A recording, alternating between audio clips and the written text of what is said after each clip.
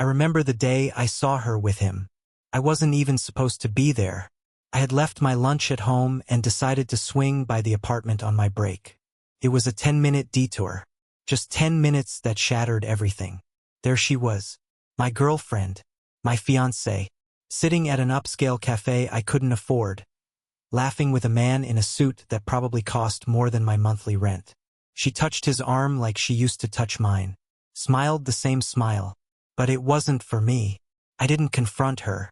Not then. I just stood across the street and watched as she leaned in close, whispered something, and he reached for the bill with the kind of ease I'd never had. Her name is Kayla. We'd been together 4 years. Through college, through my first failed business, through nights of ramen and cheap wine. We had a plan. Or so I thought. I worked 2 jobs. One as a warehouse shift lead, the other driving for Uber. She worked part-time at a boutique and went to grad school. We weren't rich, but we were building something. Every dollar saved went into a joint account we called our future fund. Every weekend we planned our wedding like it was some kind of dream we just had to reach a little higher for. But I was tired. I was always tired. And maybe, just maybe, that's when she started to change. It started with small things. New shoes I'd never seen her buy. An expensive facial, she said, was a gift from a friend. A designer handbag she insisted was a fake. I believed her, because I wanted to believe her. Then came the late nights, the extra study sessions, the texts she answered in the bathroom, the times she turned her phone face down. I told myself I was paranoid, insecure, poor. But nothing prepares you for the moment you know. The moment the doubt becomes a knife, and it slips right into your chest. That cafe? That man? He wasn't a one-time mistake. He was her upgrade. I didn't go back to work that day. I sat in my car, hands clenched around the steering wheel, staring at nothing. I felt hollow, like someone had scooped out my insides and left me with just a skin, pretending to be a man. My phone buzzed, Kayla, asking how my day was going. I stared at the message for a long time, then typed back, busy. Hope your studying's going well. She replied with a heart emoji and a miss you. The words made me sick. That night, I didn't say anything. I went home, kissed her like I always did, and watched her pretend everything was normal. She made pasta, talked about a wedding dress she saw online, and laughed like the world was fine. And maybe for her it was, maybe in her world she had already moved on. She just hadn't told me yet. I started noticing more. The way she flinched when I reached for her phone. The calls she took in the hallway. The sudden influx of new clothes, new perfumes. Little gifts she swore were hand-me-downs or discount finds. It wasn't just the stuff, it was the attitude. She looked at me differently. Not with love or admiration, but with pity. Like I was someone she once loved, but couldn't afford to keep loving. One night I couldn't take it anymore. I asked her point blank, "Are you seeing someone else?" Her face changed instantly. Shock, then anger, then a mask of indifference. She scoffed, walked away from me and muttered, "I can't believe you'd ask me that." I followed her into the kitchen. My voice was shaking. "Kayla, I saw you. With him. At the cafe." She froze. For a second I saw it, the crack in her armor. Then she turned slowly and said, "You were spying on me? That's what you took from that?" I asked, "You're cheating on me and you're mad because I found out?" She didn't deny it. Not really. She just walked past me, grabbed her coat and said, "I need some space." She didn't come back that night. I sat in our apartment, staring at the empty spot on the couch where she used to curl up beside me. I didn't sleep. Couldn't. My mind kept replaying the past few months like a broken film reel. All the signs, all the lies, all the ways I had convinced myself that love was enough. But love wasn't enough. Not for her. The next morning I checked our joint account. Half the money was gone. At first I thought it was a mistake. Maybe she moved it for something wedding-related. A venue deposit. A dress. Something she just forgot to mention. But as I scrolled through the transactions, a cold, bitter truth settled over me like a storm cloud. The withdrawals weren't for wedding expenses. They were transfers. Clean, direct, methodical transfers to an account I didn't recognize. An account in her name only. And they had started months ago. I sat there in disbelief, blinking at the screen as if the numbers would rearrange themselves, as if there had to be some rational explanation that didn't involve betrayal. But no matter how many scenarios I tried to invent, they all led to the same truth. Kayla had been preparing for this. Quietly, calculatingly. She'd been siphoning our future away dollar by dollar behind my back. When she came home the next day, I didn't say a word. I just held up my phone with the bank app open, the transactions clearly displayed. She stared at it for a moment, her face unreadable. Then, without hesitation, she said, "I needed security.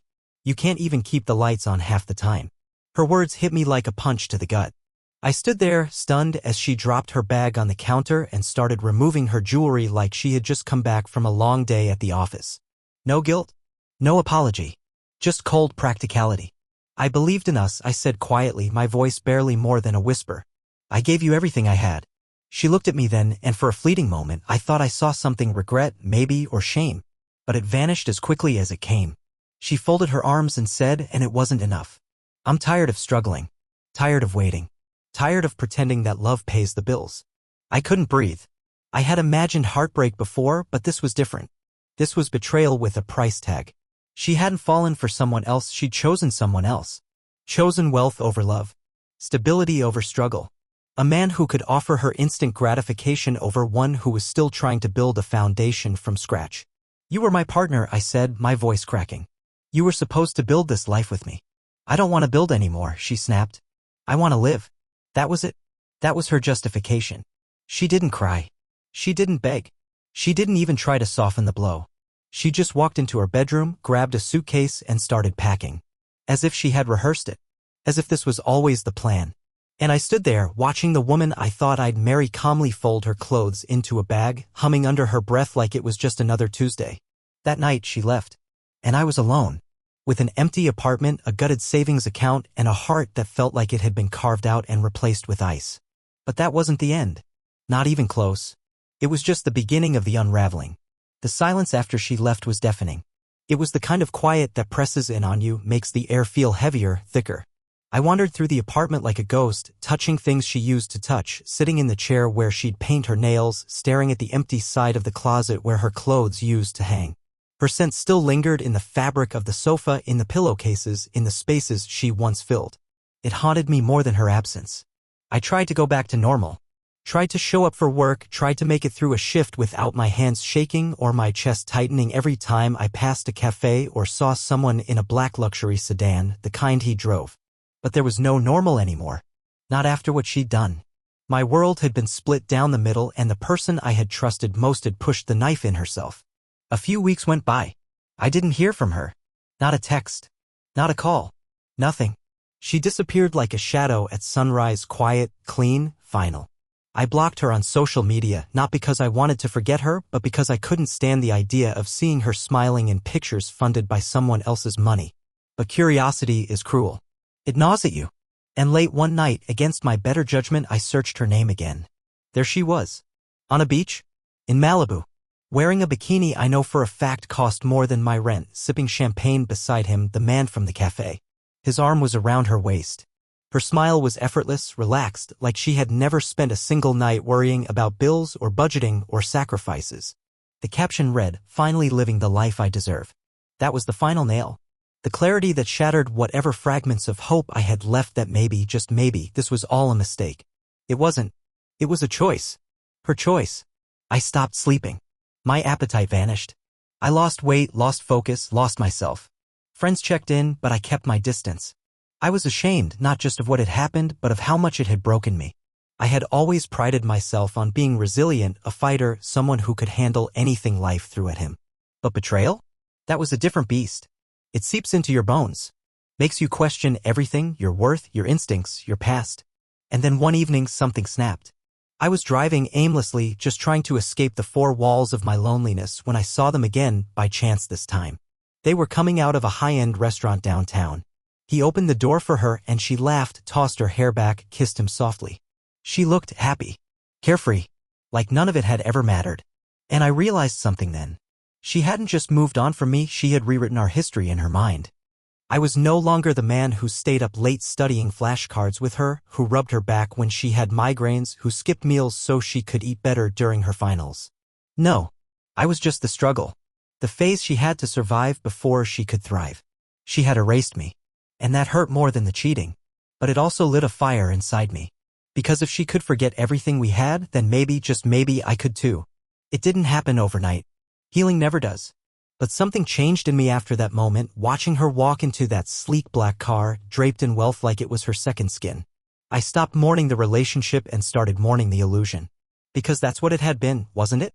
An illusion. A carefully constructed fantasy I had built brick by brick, not realizing she had been chiseling away at the foundation the entire time. I poured myself into work. Not out of ambition, but desperation. I needed something to fill the void to keep me from spiraling. I picked up more shifts, started taking longer Uber routes, signed up for deliveries at night. I went from barely surviving to barely sleeping. But I didn't care. I wanted the pain to have a purpose. If I was going to be broke, I'd at least be too busy to feel it. But slowly, almost imperceptibly, things started to shift. I got promoted at the warehouse. Not a massive leap, but enough to get noticed. My rating on the driving apps went up, and with it came more consistent high-paying rides. I started budgeting more carefully, saving again, this time in an account with only my name on it. I moved into a cheaper place, nothing fancy, but mine. Just mine. And with time, the silence I once dreaded became something I welcomed. I found peace in it. Clarity. Even pride. I began to see the value in what I had once hated about myself, the grind, the hustle, the persistence. I wasn't rich, but I was real. And that counted for something. Then one day, months later, I got a message. It was from her. Just a short text. No apology. No explanation. Just, "Hey, can we talk?" I stared at it for a long time. My fingers hovered over the screen. 1,000 thoughts rushed through my head. Was she bored? Lonely? Had things fallen apart with him? Or was she just trying to pull me back in to remind herself that she still had power over me? I didn't respond right away. I let the message sit there like a landmine. I went to work. I went to the gym. I made dinner. But all the while, it burned in the back of my mind like a question I hadn't decided how to answer. That night, I poured myself a drink, sat on the balcony of my apartment, and finally typed back. "What do you want, Kayla?" She replied almost instantly. "I just miss talking to you. Can we meet?" And despite everything, despite the pain, the betrayal, the months of sleepless nights, I said yes. Not because I still loved her, but because I needed to see her with new eyes. I needed to know once and for all if she regretted it. If she understood what she'd destroyed. We met at a quiet cafe far from downtown, the kind of place where no one knew either of us. Neutral ground. I arrived early, out of habit more than hope, and sat at a corner table with my back to the wall, watching the door. When she walked in, I felt it all at once, nostalgia, anger, a hollow echo of the love I used to carry like armor. She looked different. Not worse, not better. Just different. Polished. Colder. Like the sharp edges of a life lived too fast had carved away the softness I once loved. She smiled when she saw me, that familiar, practiced smile that used to make my chest flutter. Now, it just made me brace myself. She sat down across from me, folded her hands neatly, and for a moment, neither of us spoke. The silence between us wasn't awkward, it was heavy. Saturated with all the things we didn't say when it mattered. Then she broke it. "I've been thinking about you a lot lately." I nodded, unsure how to respond. She continued, her voice softer than I remembered. "Things haven't been what I expected." Ah, there it was. The unraveling. She talked for a while. About how the man she'd left me for was successful, yes, but distant. How his attention was transactional, how she felt more like a trophy than a partner. How he worked long hours and traveled even longer ones. How in the quiet spaces between luxury dinners and designer vacations she started to miss the way we used to sit on the floor and eat pizza, talking about nothing and everything. She didn't say she regretted leaving. Not directly. But every word was laced with it. She mentioned how she still wore the necklace I gave her, cheap, simple, but meaningful. How no one had ever looked at her the way I did. How, despite everything she now had, something was always missing. I listened. Patiently. Carefully. And when she was done, I leaned forward and asked, "Why now?" She looked down, embarrassed. "Because I thought maybe you'd understand. That you'd still see me." "I do," I said. "But not the way I used to." She blinked and I saw her flinch. Just slightly. The mask cracked. "You left," I continued, "because I wasn't enough. You chose money, status, ease. And I get it. I really do. But I can't forget that. I can't forget what it felt like to be abandoned, not because I did something wrong, but because I wasn't rich enough to be worth staying for. Her eyes welled up, but no tears fell. Maybe she had already cried them all. I'm not here to hate you, Kayla. I'm not even angry anymore. I just needed to see it. To see you. To remind myself that the person I loved doesn't exist anymore. We sat in silence after that. A real, conclusive silence. No tension. Just closure. Eventually, she stood up, nodded, and said, "You're right. You deserve better." She walked out of the cafe, and this time, I didn't feel like something was being taken from me. I felt free. In the weeks after that meeting, something inside me settled. Not like dust, but like stone solid, grounded. For the first time in what felt like years, I wasn't chasing closure. I had it. I had looked into the eyes of the woman who betrayed me, heard her reasons, her regrets, her rewritten version of our past, and I had walked away without needing to fix it. That was new. That was power. But healing isn't linear. There were still nights I'd wake up and forget she was gone, still mornings when I'd reach for a second coffee mug before remembering it was just me now. Loneliness doesn't vanish because you've had a cathartic conversation. It lingers, curls around you in quiet moments. But it doesn't hurt the same way once you've chosen yourself. I started doing things I had always postponed. I signed up for classes, nothing fancy, just weekend workshops on digital marketing and finance. I learned how to invest, how to manage credit better, how to think long-term. I got serious about the side business I had once dreamed of starting, a mobile detailing service. I took the money I had managed to claw back from rock bottom and bought equipment, registered a name, built a simple website. At first, it was just a few clients. Then word spread. People respect hustle, but they admire transformation. And I was changing. Slowly, steadily, deliberately. Then something happened that I hadn't expected. I started dating again. It wasn't planned. I wasn't looking. But one night, during a detailing job for a local real estate office, I struck up a conversation with a woman named Brianna. She was smart, sharp-tongued, funny in a way that caught me off guard. She asked questions not about my business, but about my story. She wasn't impressed by the grind, she was curious about the man behind it. We grabbed coffee a week later. Then dinner. Then we started seeing each other more often. She never pressed, never asked too much about Kayla, but when I finally opened up, she didn't flinch. She just listened. And in her silence, there was no judgment, only understanding. Being with her was different. There was no pressure to perform, no silent expectation that I become someone else. She saw me, not the scars, not the baggage, just me. And slowly, that broke something open in me that I thought had closed for good. But here's the truth, even with someone new, the past doesn't vanish. It lingers like a ghost in the corners. Sometimes I'd catch myself comparing things, how Brianna laughed versus how Kayla used to, how she held my hand without flinching, without measuring the moment by what it might cost her. And when I noticed those comparisons, I didn't feel guilt. I felt gratitude. Because what I had lost had taught me what not to accept again. I wasn't bitter anymore. But I hadn't forgotten. I had learned. Time has a strange way of smoothing out the sharpest edges, but it never quite erases the grooves. You learn to live around the ache, to carry the past not like a wound but like a scar, proof that you survived something that tried to undo you. And as months passed, that's exactly what my life became, a quiet rebuild, a steady reclaiming of everything I thought I had lost. The business grew faster than I'd anticipated. I hired my first part-time employee, Jared, a kid fresh out of trade school, hungry and eager. We added a second van, expanded services, started doing commercial contracts. I wasn't rich, not by a long shot, but for the first time I wasn't drowning. I was swimming. And the water was finally warm. Brianna stood beside me through all of it, not as a savior, not as a crutch, but as a mirror. She challenged me when I slipped back into self-doubt, reminded me of who I was becoming. There was something deeply healing about that, about being seen in the aftermath and still being chosen. She didn't need me to be perfect. She just needed me to be honest.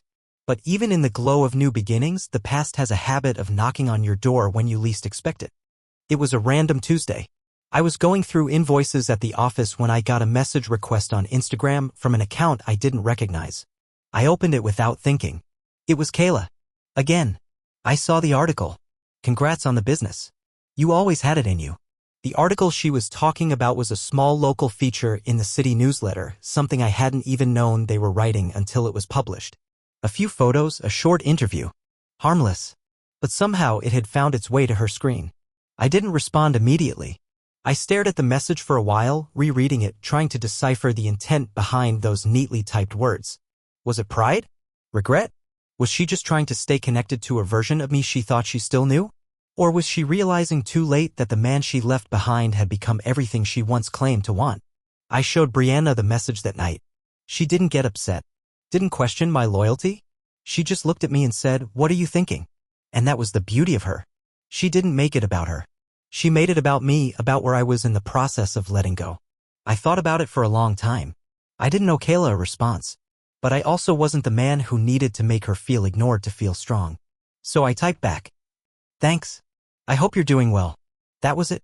No bitterness. No invitation. Just closure. Clean, calm, final. And for the first time in a long time, I didn't feel like the one who had been left behind. I felt like the one who had moved on. It's strange how life can circle back in ways you never expect. A year after Kayla messaged me, I found myself standing outside a hotel ballroom, straightening my tie, preparing to speak at a small business panel. Me, someone who once couldn't afford dinner without checking his bank balance twice, now being asked to share insights on growth, resilience, and starting from nothing. I should have felt proud. And I did. But I also felt something else, distance. Not from the crowd or from my past, but from the version of myself that had once begged a woman to stay. I still think about him sometimes, the man I was back then. The one who believed love could outweigh poverty, who thought loyalty was a currency everyone honored. I want to reach back in time and tell him he wasn't wrong for loving her. He was just wrong about what she loved in return.